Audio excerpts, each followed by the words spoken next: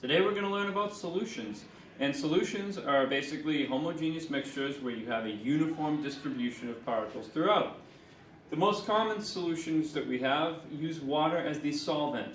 So a solution is the whole mixture which contains both a solute and a solvent.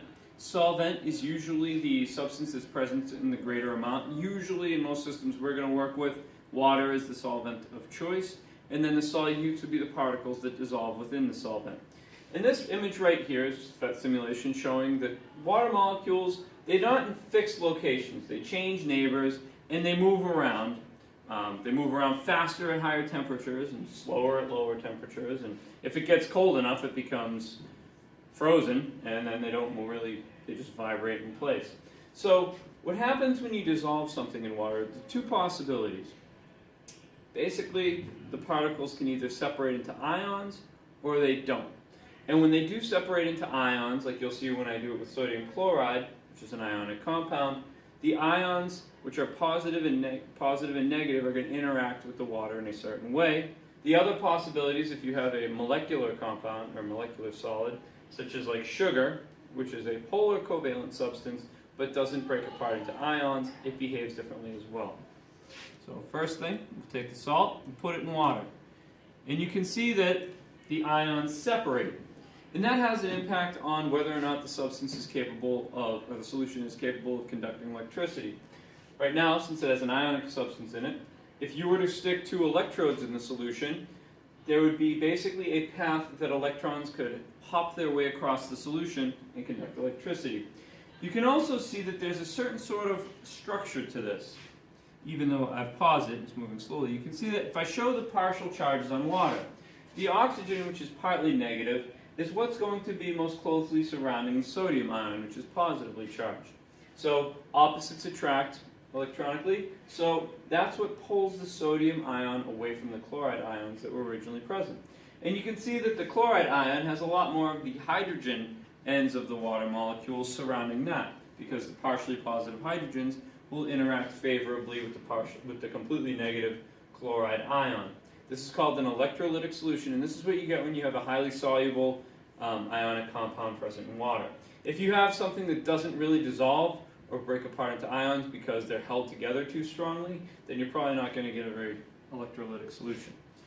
Now, if I remove the salt pot and I put sugar in, you can see that while the sugar molecules will break apart from other sugar molecules, there's no breaking apart into ions. And you have a molecular substance. This still will dissolve. If it's a polar substance, it will still dissolve because like dissolves like. And basically, since within the sugar molecule there are partly positive hydrogens and carbons, and you have partly negative oxygens, it's going to interact with the water molecules around it. And that's why so much sugar can dissolve in water, and why we end up with wonderful things like soda. So, just to reiterate, the solute is whatever substance goes into the solvent and it forms a solution. You can have electrolytic compounds like the sodium chloride, or you can have non-electrolytes like the sugar. Basically, the difference between them is the electrolytes break apart into ions, and the molecular and non-electrolytes are going to just stay those molecules. To show you the difference between a non-electrolyte like sugar and an electrolyte like salt, what we can do is set up that conductivity tester I was talking about earlier. As I add the sugar, you can see that there's no electricity being conducted by the solution. Electrons aren't able to move from the one electrode to another. However, if I add salt to it, you can see that the more salt I have, or the higher concentration of salt, the more the solution will conduct electricity, showing that it's an electrolytic substance. So now we're going to talk a little bit about concentration. And there are many ways to measure concentration for solutions, or the amount of stuff, solute dissolved in an amount of solvent. The most common one we're going to use, however, is called molarity, which is the number of moles of solute per liter of solution. So right here I have some copper sulfate, which is an electrolyte, an ionic compound that dissolves pretty regularly. And as I increase the amount of solute in the solution, you can see that the molarity is increasing, up until the point at which it gets saturated.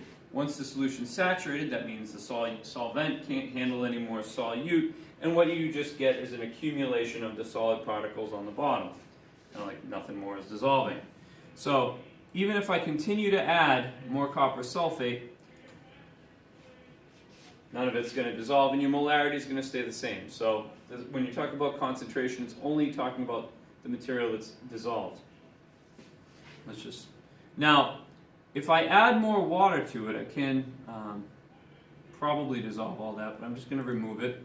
I'm going to add just a little bit of it, and so we can look at the concentration and talk about what happens when we either add more water or remove water, or if we just dump out some of the solution. So first thing I'm going to do is add water.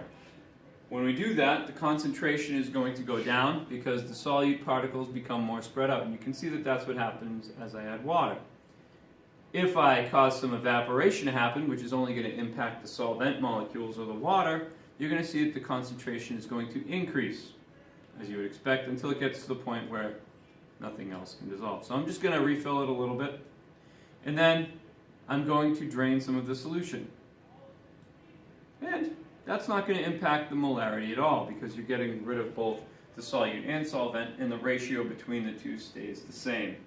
In the next episode, we'll talk about different ways to calculate concentration, and we'll do calculations in order to show and describe this concentration in different ways and talk about how they're applicable.